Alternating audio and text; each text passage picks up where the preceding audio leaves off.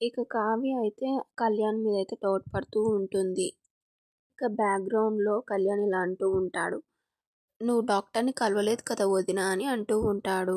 ఇంకా కావ్యనేమో "ఆ, అంత ఖచ్చితంగా ఎలా అన్నారు కవి గారు, కవి గారికి ఈ విషయం తెలుసా, నా గురించి తెలుసా అని ఇంకా కావ్య అయితే ఇంకా ఆలోచిస్తూ ఉంటుంది. ఇక ఫ్లాష్ బ్యాక్లో రాజ్ కూడా కళ్యాణ్ నీతో మాట్లాడాలంట అని అంటూ ఉంటాడు. ఇక రాజ్ జ్యూస్ ఇచ్చినప్పుడు కూడా కళ్యాణ్ వచ్చి ఏంటి వదిన మొత్తం తాగేసావా అని కంగారుగా అడిగేస్తూ ఉంటాడు.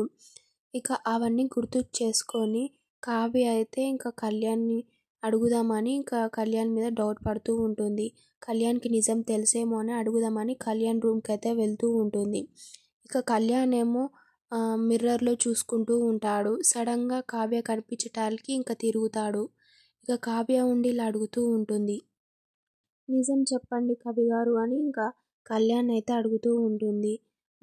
నువ్వు మీ అన్నయ్య కలిసి ఇద్దరు డ్రామా ఆడుతున్న విషయం నాకు తెలియదు అనుకుంటున్నారా, నాకు తెలుసుకోలేననుకుంటున్నారా అని అంటూ ఉంటుంది. నిజం ఇప్పుడైనా చెప్పండి కవి గారు అని అడుగుతూ ఉంటుంది. యాక్చువల్లీ చెప్దాం అనుకున్న వదిన అని అంటూ ఉంటాడు కళ్యాణ్. ఇక ఇద్దరు మాట్లాడుకుంటుంటే అటు పక్క నుంచి ఇక రాజ్ అయితే వెళ్తూ ఉంటాడు.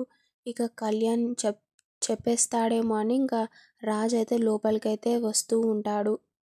ఇక కళ్యాణ్ ఇలా అంటూ ఉంటాడు, నేను చెప్దాం అనుకున్నా కానీ అన్నయ్యనే వద్దు అని ఆపేశాడు వదిన అని అంటూ ఉంటాడు. ఇక కళ్యాణ్ అన్న ఆ మాటకైతే ఇంకా రాజ్ అయితే షాక్ అవుతూ ఉంటాడు. ఇక చూద్దాం నెక్స్ట్ ఎపిసోడ్లో ఏమవుతుందో. ప్లీజ్ అంతవరకు subscribe my channel for more videos.